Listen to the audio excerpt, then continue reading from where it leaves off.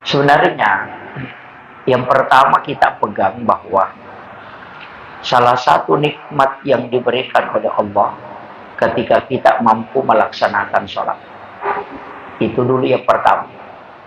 Kalau kita sudah sujud, itu sudah nikmat yang paling besar. Jadi agama ini jangan dibolak-balik. Bahwa percuma juga sholat kalau tidak khusyuk. Itu kesombongan betul. Karena tidak ada orang yang datang menghadap kepada Allah itu tidak punya kekurangan.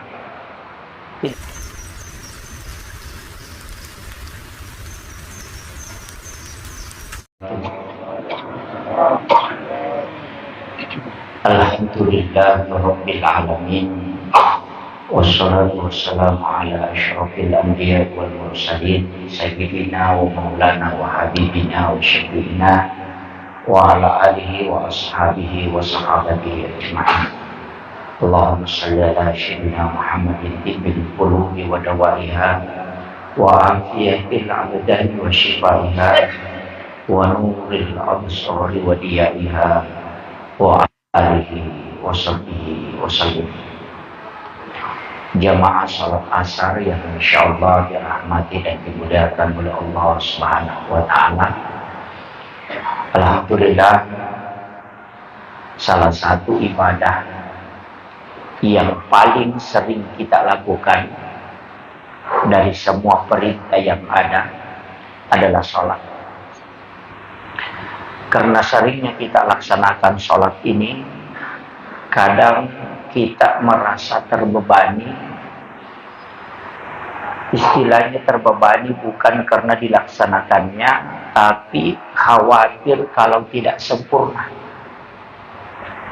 Jadi kadang-kala kita selalu khawatir, apakah sholatku ini diterima atau tidak? Apakah sholatku ini sebenarnya sudah bagus atau tidak? Apakah sholat tidak ada yang sempurna? Ketika ada yang buat statement bahwa percuma sholat kalau begini, percuma sholat kalau begini, itu tidak. Justru saya sebaliknya. Sholat itu harus dikerjakan dalam kondisi apapun. Kalau belum nikmat, kerjakan saja. Kalau kita belum nikmati sholat, yang penting sholat. Paksakan diri kita untuk bisa mendirikan sholat. Karena mengerjakan sholat itu tidak ada yang sempurna. Kalau ada orang mengatakan saya sempurna dalam sholat, ya mungkin dianggap sempurna itu bacaannya, tapi tidak mungkin kekhusyuannya. Mungkin ada orang yang pintar, kalbunya dia bisa manage sehingga dia mudah mengingat Allah, tapi mungkin bacaannya tidak bagus. Atau mungkin kalbunya sudah bagus, bacaannya sudah bagus, tapi gerakannya tidak sempurna. Tidak mungkin. Makanya ketiga hal inilah yang menyebabkan kita itu tidak sempurna dalam sholat. Bahkan sahabat sekelas Abu Bakar pun mengatakan saya tidak bisa khusyuk. Sayyidina Ali itu pernah kena anak panah. Ada yang mengatakan kakinya, dalam riwayat yang satu mengatakan itu bagian lehernya, samping telinganya. Karena anak panah. Kalau orang mau mencabut anak panah itu, karena belum ada dokter, ketika mencabut anak panah itu, dia menangis kesakitan. Karena tidak bisa menahan. Sehingga dia mengatakan, tunggu sebentar, saya sholat dulu. Nanti di dalam sholat kau cabut. Pada saat dia berwudu, selesai berwudu, kemudian dia sholat. Pada saat sholat itu anak panah dicabut. Dia tidak rasa. Selesai salam baru dia mengatakan, kenapa kau tidak cabut? Dia mengatakan, sudah. Saking khusyuknya sampai anak panah yang menancap di tubuhnya itu dia tidak rasa ketika dicabut. Dia pun mengatakan, saya tidak bisa khusyuk dalam sholat. Bagaimana nih ukurannya sholat kita, Pak? Orang batuk di belakang saja kita tahu. Si anu itu batuk. Orang Pak salahkan orang. Sering saya tuh kalau sholat, kemudian ada anak-anak kecil yang bergembira di masjid. Lari-lari, kemudian teriak-teriak karena gembira. Kadang marah-marah. Bilang ini anak-anak mengganggu, tidak khusyuk, padahal tidak ribut juga anak-anak, dia tidak khusyuk. Malaikat sudah tahu bahwa dia tidak khusyuk, dia ribut itu. Sebenarnya Nabi kan mengatakan teriakannya anak kecil di dalam rumah Allah itu menurunkan pintu rahmat dari langit. Bayangkan Nabi saja sekelas Rasulullah, ketika dia sholat, cucunya Hasan itu naik di punggungnya, Nabi tidak bangun dari rukunya. Ketika dia sujud, cucunya lagi naik, Nabi tidak mengangkat kepalanya. Nanti cucunya turun, baru dia mengangkat.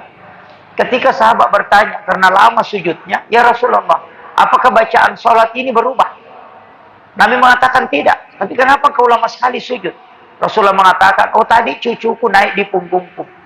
Saya tidak ingin kalau dia tidak puas. Jadi saya puaskan, nanti dia turun, baru saya. Padahal ini imam, Pak. Ini sekelas Rasulullah. Kadang-kala kita sholat itu datang anak-anak kita mutar-mutar di dekat kita marah-marah. Mengatakan mengganggu sholat. Padahal Nabi itu sholat tidak terganggu. Kenapa? Karena yang kita pikirkan ya anak-anak. Kan di situ. Jadi sebenarnya kita itu kadang-kala menyalahkan orang, tapi sebenarnya kita yang salah. Anak-anak teriak-teriak, kita yang salahkan. Padahal kita yang salah, kenapa ingat itu? Kan itu aja. Gitu. Jadi mestinya kalau dalam sholat itu ya ada dua versi itu. Kita mau pakai yang mana? Kan kedua-duanya bisa dipakai, Pak. Tapi tidak mungkin bersamaan. Anta'budallah ka'annaka tarahu. Fa in lam takun tarahu fa innahu yaraka. Itu kan dua metode itu. Anta'budallah ka'annaka tarahu. Sembahlah Tuhanmu seakan-akan kau melihat. Itulah yang seakan-akan melihat Allah. Jadi ketika dia sholat itu, dia takbir seakan-akan dia melihat Allah. Itulah dia pakai as-salatu mi'rajul mu'minin. Sholat itu dalam mi'raj, artinya tangga untuk naik. Jadi dia melihat dirinya itu berhadapan dengan Allah. Naik ke aras itu. Ke Sidratul Muntaha, sebagaimana Nabi menerima sholat katanya. Kita naik. Makanya itu kalau takbir dia angkat kepalanya. Allahu Akbar. Karena dia melihat dirinya naik. Ruhnya itu dihadapkan di hadapan Allah. Itulah yang dimaksud as-salatu mi'rajul mu'minin. Tapi tidak semua orang bisa melakukan ini, Pak. Kalau orang susah khusyuk itu, susah. Karena pasti Allah. Jalan kaki itu, tidak bisa tembus.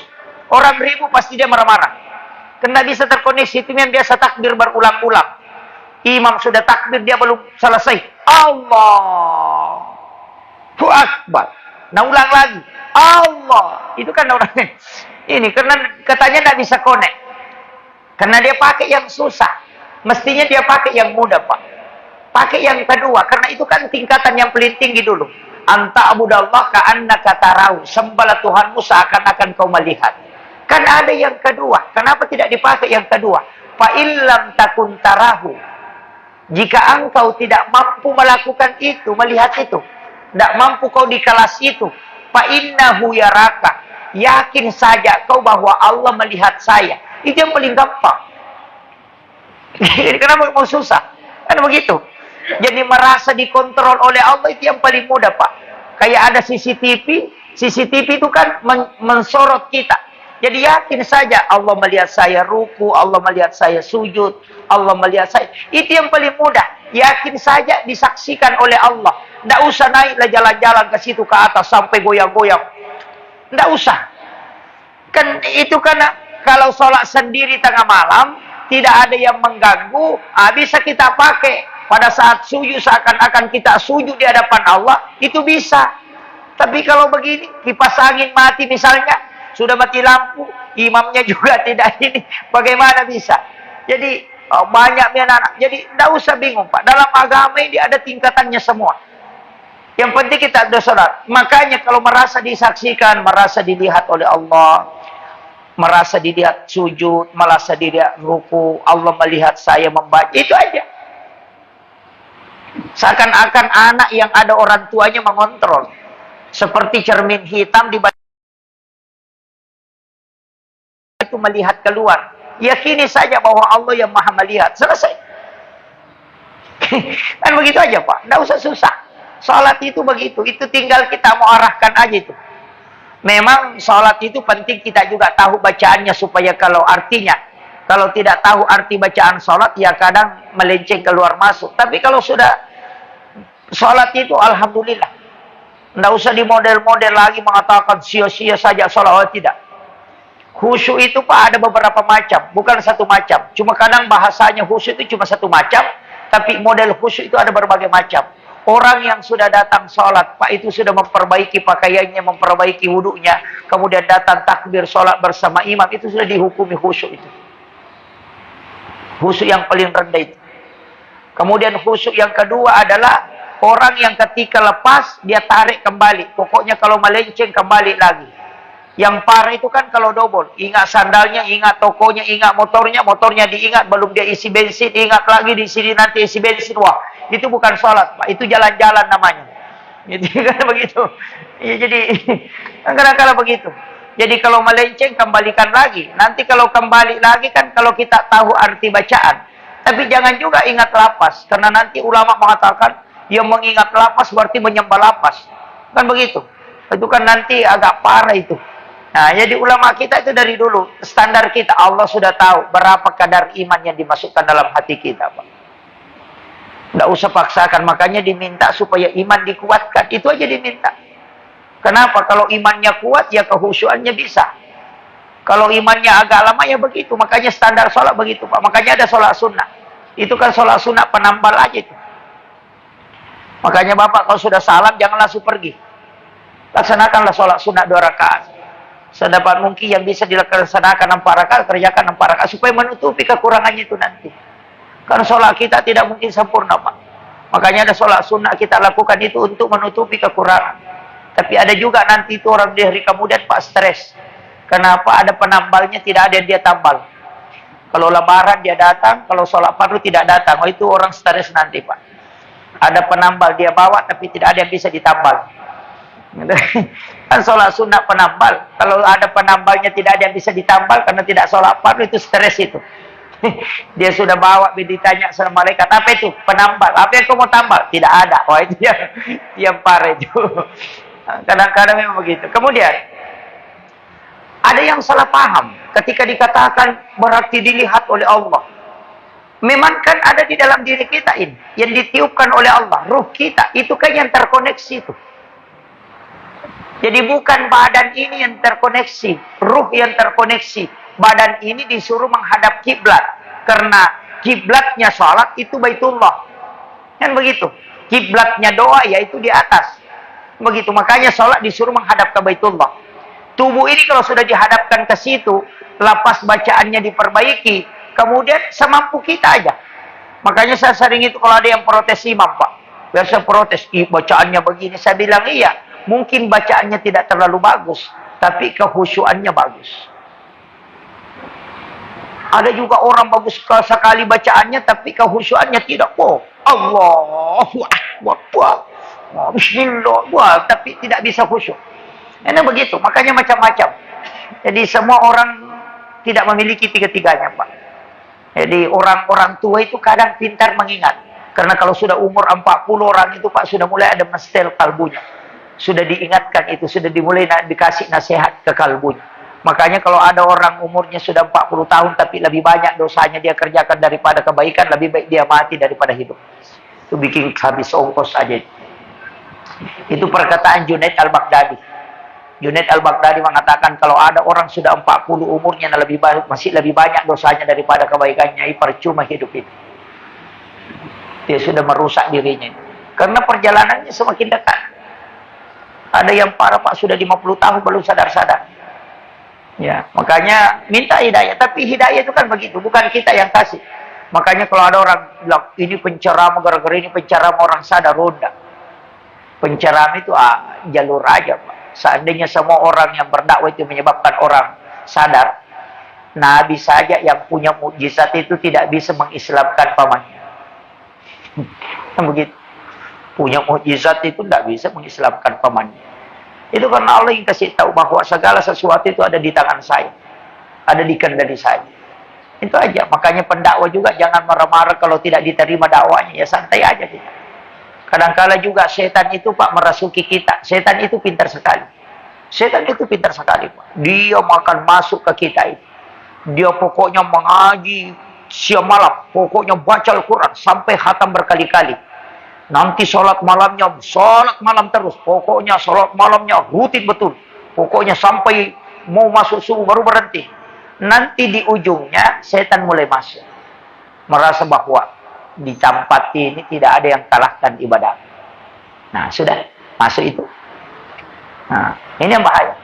Makanya itu yang dibendung. Makanya Nabi kenapa ajarkan kita, la tada'anna fi kulli duburi sholatikum antakula Allahumma inni ala dzikrika wa syukrika wa husnil ibadatika.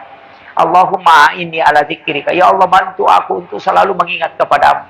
Wa syukrika, bantu aku untuk selalu menjadi hamba yang bersyukur. Wa husnil ibadatika, jadikan ibadahku ini adalah ibadah yang terbaik di sisi. Itu pentingnya aja, Pak. Makanya nanti kalau takbir, ya yang penting connect lah. Yakin saja dilihat oleh Allah. Kalau begitu, banyak sekali itu menghadirkan Allah dalam diri kita, bukan naik ke atas. Makanya ada dua dalilnya. As-salatu mi'rajul mu'minin. Yang kedua, wallahu akrabu min hablil warid. Allah itu lebih dekat daripada urat lehermu. Tapi jangan dipahami salah, Pak, bahwa Allah itu saya. Ada yang ditiupkan oleh Allah ke dalam tubuh kita, yang disebut dengan ruh. Itulah yang bisa terkoneksi dengan Allah. Karena dia letakkan di dalam sini. Itu yang terkoneksi. Itulah yang mengingat. Makanya kuncinya begini. Kalau kita sholat, nur-nur itu yang nanti terkoneksi. Ada orang pahami lah, wah, banyak sekali itu kalau begitu. Bisa ada Allah di sini, bisa ada Allah di sini, bisa Allah. Itu musyrik lagi itu. Itu tidak, Pak. Contohnya begini. Bapak kalau siang hari, ambil baskong 10, isi air. Bawa ke tanah lapangan di situ. Di depan masjid. Ambil 10 baskon, isi air. Kalau siang hari, baru lihat itu baskong, ada kaca matahari di bawah. Bayangan, kalau ada pindah ke baskong kedua, ada ke matahari, ada juga. Pindah ketiga, ada juga. 10 baskong semua bayangan matahari ada. 10 ke matahari, tidak, itu cuma 1. Tapi kenapa ada 10? Itu karena nurnya yang terpantul pada tempat yang bisa memantulkan cahaya ilahi. Itu kuncinya. Jadi yang harus dibersihkan cuma kalbu, Pak. Kalau bersih itu muncul sendiri tuh. Itu sih kuncinya. Makanya kita disuruh banyak istighfar. Kalau sudah bersih kalbu ini, jangan sampai kalbu ini keras, Pak. Sedikit-sedikit salahkan orang. Sedikit-sedikit bermuka masam. Oh, ini yang bahaya. Padahal senyum kepada sesama itu kan, itu sedekah itu. Kadang sekala seorang, Pak, kalau dia bukan anggotanya tidak senyum. Itu seakan masjid sudah kayak mulai Korea Utara, Korea Selatan.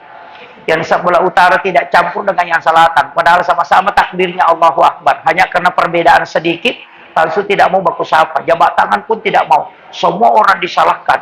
Menganggap dirinya yang paling benar. Hati-hati, Pak. Biasa setan masuk di dalam. Anggap diri yang paling benar. Tapi yang selalu juga ini disalahkan, biasa juga setan masuk itu. Kenapa bilang itu orang tidak bagus ibadahnya, ditolak ibadahnya? Setan juga itu, Pak. Makanya, ya hati-hati. Makanya mengendalikan diri itu penting. Bertawakal kepada Allah itu penting. Saya kira ini yang penting saya sampaikan. Sudah lewat waktunya. Mudah-mudahan ini bisa menjadi pelajaran. InsyaAllah besok kita akan lanjutkan. Saya akan berikan tahapan-tahapan. Kenapa Rasulullah dibersihkan kalbunya, dibelah dadanya, kemudian diambil, dicuci dengan air sam-sam. Kenapa? Itu akan ada maknanya semua, Pak. Pakaian yang kita pakai, zikir sebelum ini, wudunya apa, itu penting sekali. Makanan yang kita makan, itu penting sekali. Nanti kalau kita tahu tahapannya, insya Allah. Tapi ingat, belajar tasawuf itu tidak gampang. Kenapa? Karena hal kecil itu bisa menjadi fatal. Ini penting. Jadi saya harus bertahan. Saya kira cukup sekian. Akhirul kalam, wallahu muwaffiq ila aqwamit thoriq. Assalamualaikum warahmatullahi wabarakatuh. Thank